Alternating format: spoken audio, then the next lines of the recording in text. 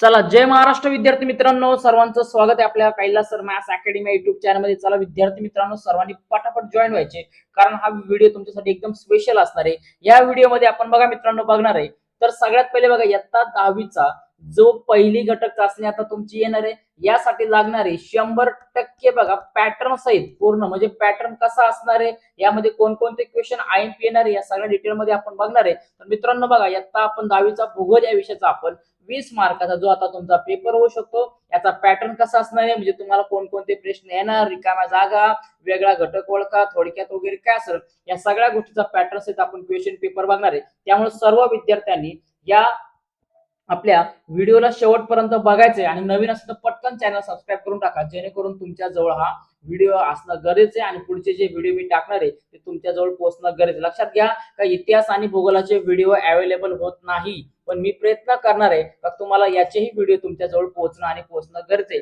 त्यामुळे सर्व व्हिडिओ मी क्रिएट करणार. ठीक आहे, चला आता मित्रांनो सुरुवात करते. आणि लक्षात घ्या, अभ्यास करताना फोकस असा करा, काय करा, फोकस असा करा की 1 मार्क असेल, 2 मार्क असेल आणि 3 मार्क असेल, याच्यानुसार तुम्ही अभ्यास करा. सगळ्यात पहिले 1 मार्काचे प्रश्न क्लिअर करा, नंतर 2 मार्काचे, नंतर 3 मार्काचे, अशा प्रकारचा अभ्यास करा.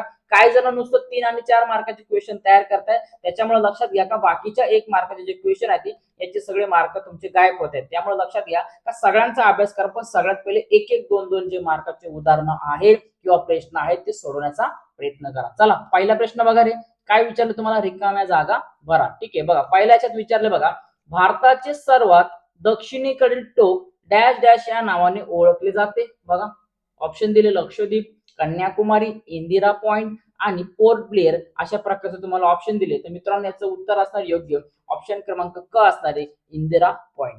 बरोबर, कोणतं असं, तर इंदिरा पॉइंट हे आपले भारताचे सर्वात दक्षिणेकडे लास्ट टोक याला म्हटलं जाते. पुढे बघा मित्रांनो दिले, दुसरा बघा दिले, ही ब्राझीलची राजधानी आहे. ब्राझीलची राजधानी कोणती आहे बघा, पर्याय क्रमांक अ दिलाय बाहिया, नंतर दिले ब्राझिलिया, नंतर बघा दिले तुम्हाला रोनंडिया, देन द रोराइमा दिले. ठीक आहे ना, मग आता याच्यामधलं बघा लक्षात घ्या, तर ब्राझिलिया काय असणार, तर ब्राझिलिया ऑप्शन क्रमांक ब हे तुमचं योग्य उत्तर आहे का, हे काय असणार लक्षात घ्या, तर ब्राझीलची राजधानी आहे. ठीक आहे, पुढे बघा मित्रांनो दिलाय, गटात न बसणारा शब्द आपण म्हणू शकतो किंवा वेगळा शब्द, काय तर वेगळा घटक ओळखा, वेगळा शब्द ओळखा, अशा प्रकारचं तुम्हाला विचारलं जातं. ठीक आहे, चला बघा, ऑड मॅन आउट 2 मार्कला असणारे बघा. पहिला दिले बघा, क्षेत्र भेटीचा मुख्य उद्देश, काय क्षेत्र भेटीचा मुख्य उद्देश कोणता आहे.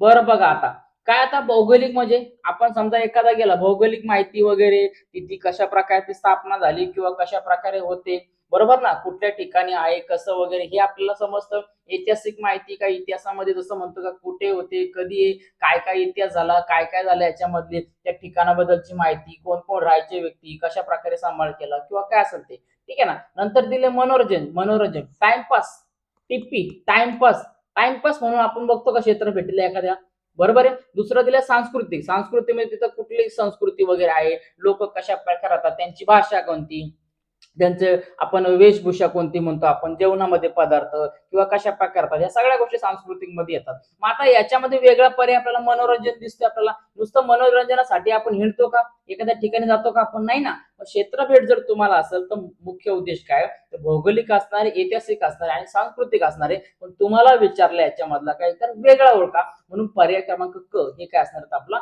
वेगळा घटक असणार. समजतंय का.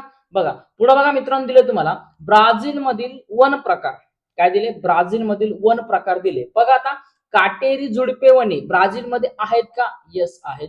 नंतर सदाहरित वने हे पण तिथं आहे.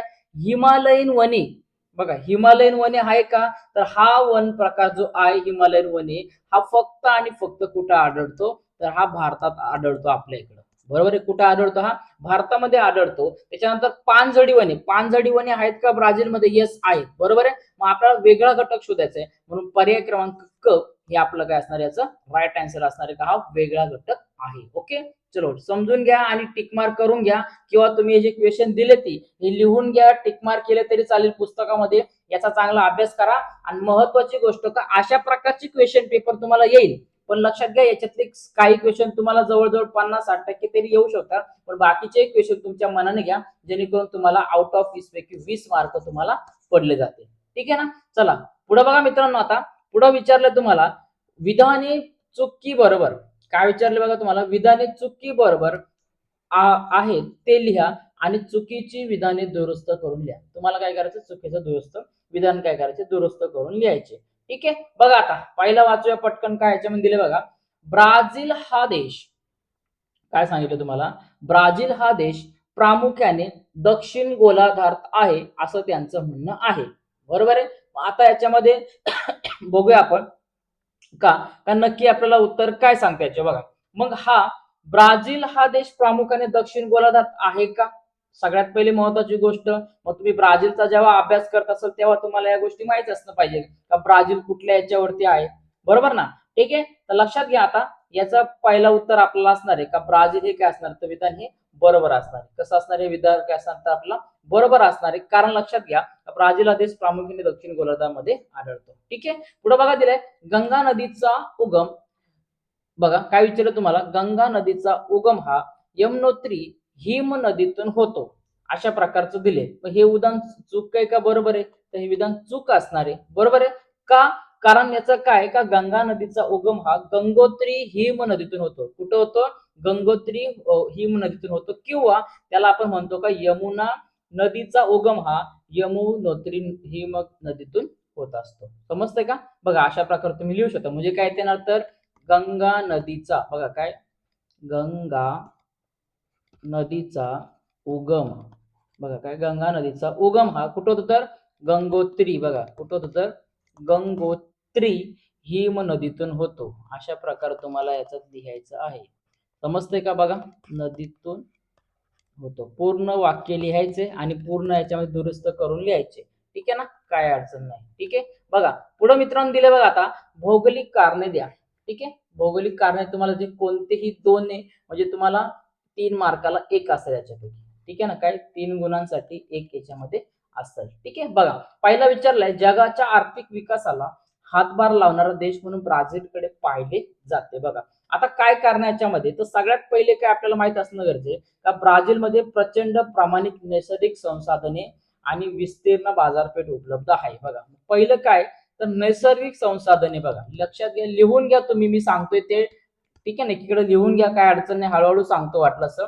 जेवढं मला पटकन लिहिता येईल इथे लिहिण्याचा मी प्रयत्न करतो. बघा काय, ब्राझीलमध्ये प्रचंड प्रमाणात नैसर्गिक संसाधने आहेत किंवा उपलब्ध आहेत आणि विस्तीर्ण बाजारपेठ देखील उपलब्ध आहे. काय तर विस्तीर्ण बाजारपेठ, लक्षात घ्या काय तर विस्तीर्ण, ठीक आहे ना, विस्तीर्ण बाजारपेठ उपलब्ध आहे. बघा मित्रांनो अशा प्रकारे तुम्ही त्याला म्हणू शकता.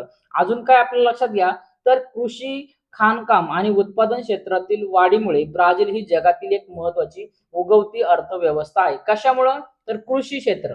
बरोबर आहे, कशामधलं तर कृषी असेल, त्याच्यानंतर खाणकाम असेल, बघा काय असेल तर खाण काम असेल, आणि त्याच्यानंतर उत्पादन क्षेत्रातील वाढीमुळे. ठीक आहे, उत्पादन क्षेत्र, उत्पादन उत्पादन क्षेत्रच्या वाढीमुळे काय होते ब्राझील हे जगातील एक महत्वाची उगवती अर्थव्यवस्था बनलेली आहे. अजून तुम्ही काय सांगू शकता तर ब्रिक्स. काय ब्रिक्स, BRICS, बरोबर आहे, ब्रिक्स BRICS, ब्रिक्स सारख्या जागतिक आर्थिक संघटनेचा तो एक प्रमुख सदस्य आहे. काय जागतिक आर्थिक संघटनेचा एक प्रमुख सदस्य आहे. बघा मित्रांनो काय प्रमुख सदस्य आहे. अशा प्रकारे तुम्ही लिहू शकता. अजून याच्यामध्ये एखादा पॉइंट ऍड करून टाका, एखाद दोन. काय तर भविष्यातील जागतिक बाजारपेठेतील महत्वाच्या योगदानामुळे ब्राझीलकडे आर्थिक विकासाला हातभार लावणारा देश म्हणून काय बघितला जाऊ शकतो. बरोबर, किंवा पाहिले जाते, हे त्याचं योग्य आन्सर असणार. समजतं का. व्यवस्थित लिहा, मुद्द्याला मुद्दे लावून काय अडचण नाही. पुढे बघा दिलं 2 नंबरला, भारताकडे एक तरुण देश म्हणून पाहिले जाते. तर भारताकडे काय बघा एकूण लोकसंख्येचा जर आपण बघितला कार्यप्रवण लोकसंख्येचा, तर लक्षात घ्या 15 ते 59 वयोगट वाटा खूप महत्वाचा आहे. याच्यामधला इथं 2 नंबरचं घेऊया आपण. बरोबर आहे का, वयोगट.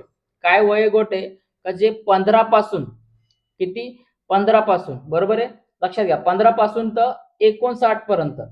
मग आता या 59 पर्यंत 15 ते 59 वयोगटामध्ये काय आहे तर यामध्ये का महत्वाचा वाटा म्हणून बघितलं जातं. बरोबर आहे.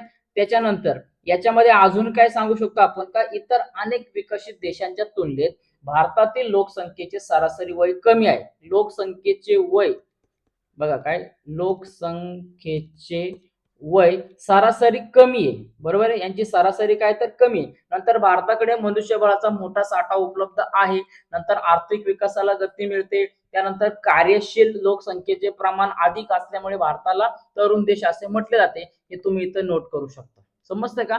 त्यामुळे नीट लक्षात घ्या. क्वेश्चन टिक मार्क करून घ्या आणि याची चांगल्या प्रकारे उत्तरं पाठांतर करा. पुढे बघा दिले, ब्राझीलमध्ये पश्चिम वाहिनी नद्या, इथं नद्या झाल्या, इथं काय तर नद्या आढळत नाही. का आढळत नाही? कारण ब्राझीलची प्राकृतिक रचना मुख्यत्वे ब्राझीलचे पठार आणि गियाना उच्चभूमीने व्यापलेले आहे. कशाने व्यापले? तर ब्राझीलचे पठार आणि गियाना उच्चभूमीने. नंतर काय याच्यामध्ये, तर या उच्चभूमीचा उतार प्रामुख्याने उत्तर आणि पूर्व दक्षिणेकडे आहे.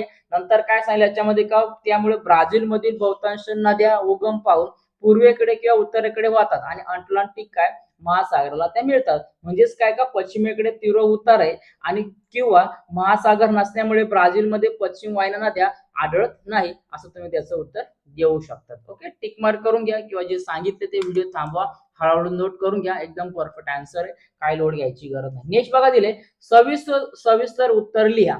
ठीक आहे, सविस्तर उत्तर मध्ये पहिला विचारलं बघा, क्षेत्र भेटी दरम्यान कचऱ्याचे व्यवस्थापन कसे कराल?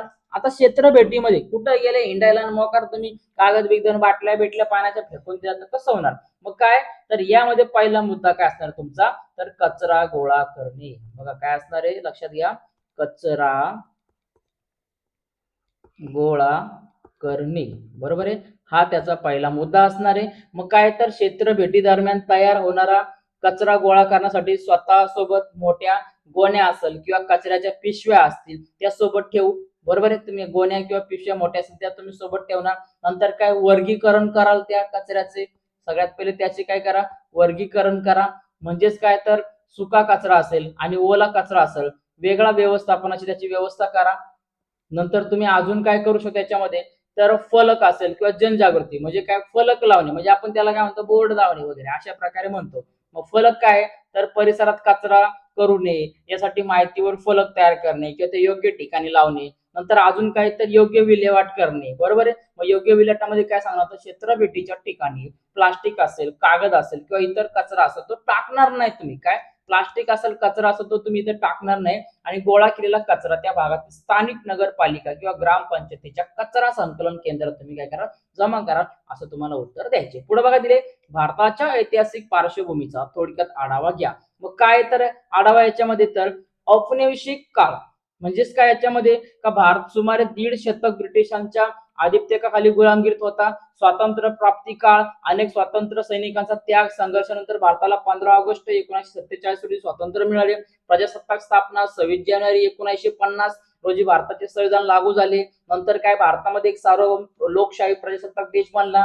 नंतर स्वातंत्र्याचा काळ पण तुम्ही टाकू शकतात. काय, तर स्वातंत्र्यानंतरच्या काळामध्ये भारताला 3 युद्धांना आणि अनेक भागातील दुष्काळी परिस्थितीला यशस्वीपणे तोंड दिले, असे तुम्ही टाकू शकता, बरोबर आहे. लास्टचा प्रश्न बघा दिलाय, का भारताच्या मैदानी प्रदेशांचे तुम्ही काय करा, वैशिष्ट्य लिहा. त्याच्यामध्ये त्याचं स्थान टाका, कुठं स्थान आहे. समजा हा प्रदेश हिमालयाच्या दक्षिण पायथ्यापासून ते द्वीपकल्पाच्या उत्तर सीमेपर्यंत पसरला आहे. नंतर निर्मिती टाका, का कशा प्रकारे याची निर्मिती झालेली आहे हेही तुम्ही टाकू शकतो त्याच्यामध्ये. तर काय, तर हा मैदान गाळाचा प्रदेश असून तो हिमालय असेल, द्वीपकल्पी असेल, नद्यांनी वाहून आणलेल्या सुपीक गाळांच्या संचयनातून बनला आहे.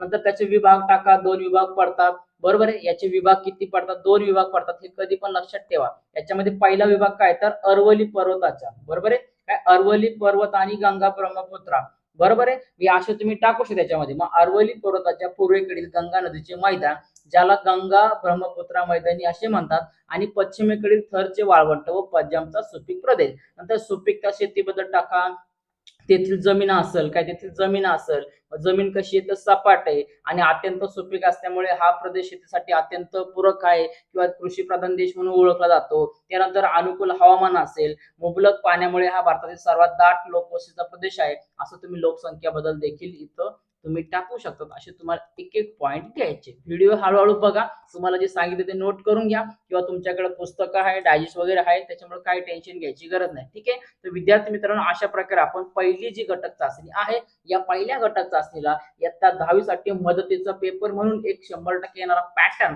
लक्षात घ्या. क्वेश्चन तुमचे प्रश्न तुमच्या मनाने अजून घ्या.